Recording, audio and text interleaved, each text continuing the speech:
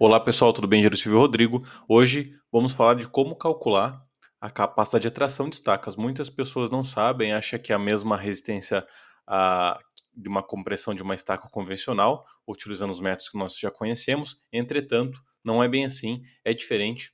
Apesar de fácil, muitas pessoas não sabem qual a diferença entre dimensionar uma estaca compressão e uma estaca em tração e quais as considerações que a gente deve ter. Então já peço que vocês deixem um like, se inscrevam no canal, que isso ajuda muito na divulgação do vídeo, ok? Então, primeiro, começando, quando nós temos tração em estacas, não é muito comum, mas sim que pode ocorrer alguma das combinações sair tração no bloco das estacas ou nas estacas propriamente dito, tá?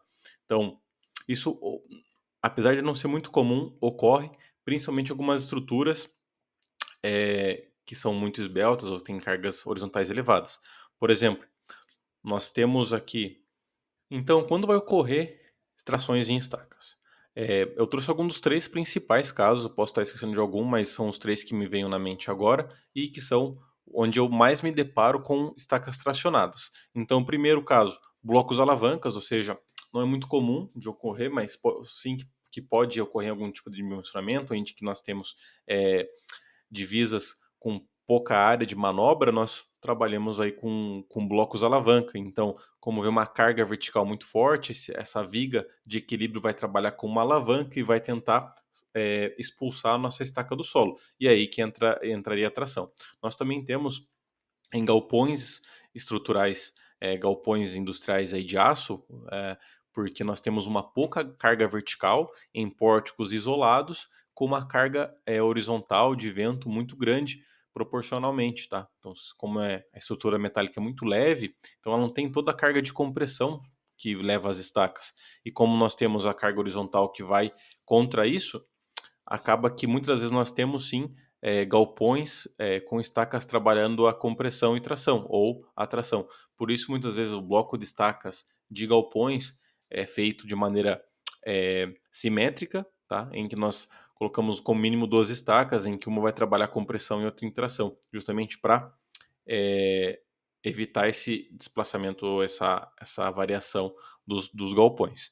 E também estruturas com cargas horizontais relevantes, assim como os galpões industriais, outro tipo de estrutura que possa vir a ter cargas horizontais, seja de vento, seja algum equipamento, ou seja uma carga que, principalmente estruturas mais leves, como estruturas metálicas, que sim, essas cargas horizontais possam trazer cargas de tração na nossas estacas. Tá? Então, como a gente determina essa capacidade admissível à tração de estacas? Então, primeiro aqui deixei um desenho para vocês entenderem. Basicamente, a resistência de uma estaca ela é composta por dois parâmetros. Primeiro, a resistência lateral, que vai ser majoritariamente a maior capacidade das estacas, e por isso que a estaca se diferencia de uma cimentação, de uma fundação rasa, que é justamente trabalhar por atrito lateral e não por contato base, tá? E ela também tem uma resistência de ponta, ok?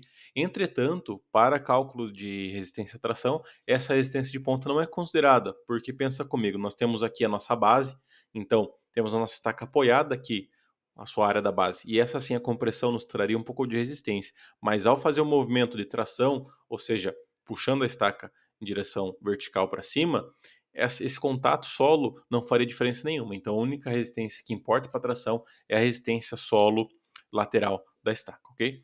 Então, para determinar, nós já levando isso em conta que a capacidade de ponta não é considerada, nós vamos encontrar capacidade geotécnica com qualquer método conhecido, Decor Quaresma, Alck Veloso, Renato Teixeira, perdão, e com isso nós vamos desprezar a resistência de ponta. Tem mais alguma consideração, mas agora a gente vai fazer um exemplo para isso ficar mais claro. Antes de ir para esse exemplo, também é importante deixar aqui já uma informação que a própria literatura indica, então diversos autores estudaram a correlação entre resistência à compressão e resistência à tração de estacas e chegaram a algumas conclusões. Reuni aqui um resumo de 4 ou 5 artigos que eu recolhi, e eles indicam que a resistência à tração de uma estaca ela vai ficar variando entre 70% a 100% da resistência lateral da estaca. Então, esse é um cálculo muito fácil. Nós vamos pegar nosso resistência lateral admissível da estaca, sem considerar a ponta, e vamos multiplicar entre 0,7 a 1, ok?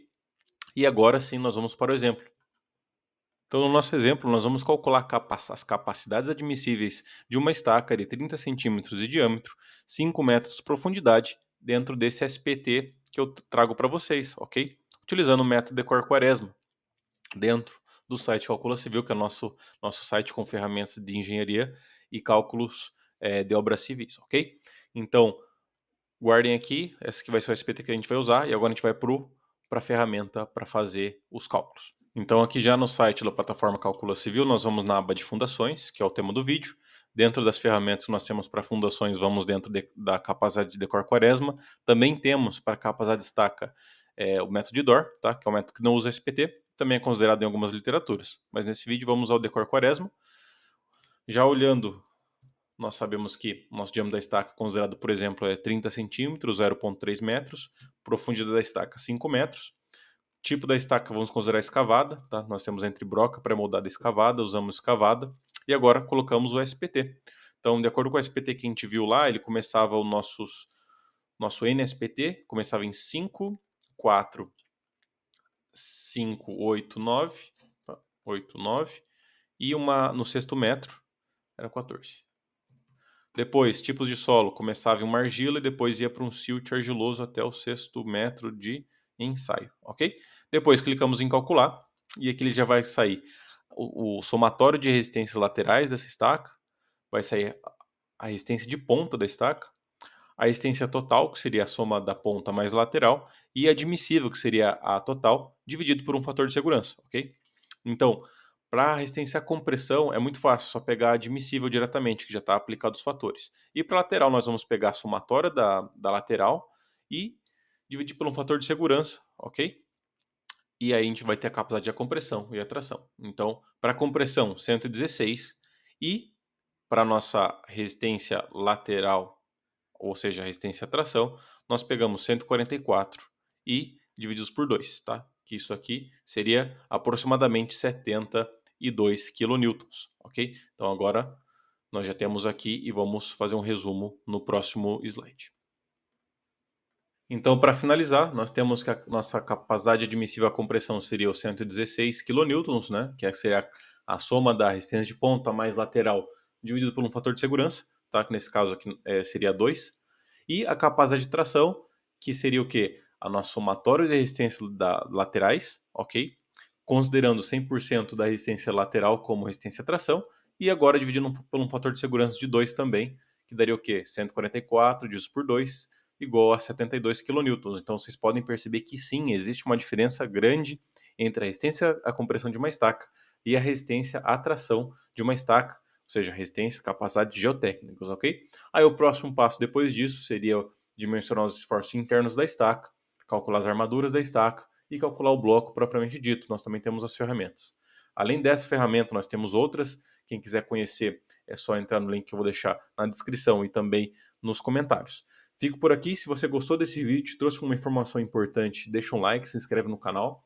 Comenta também o que faltou, o que você achou interessante, outro número, outro fator de referência que você utiliza, outra literatura.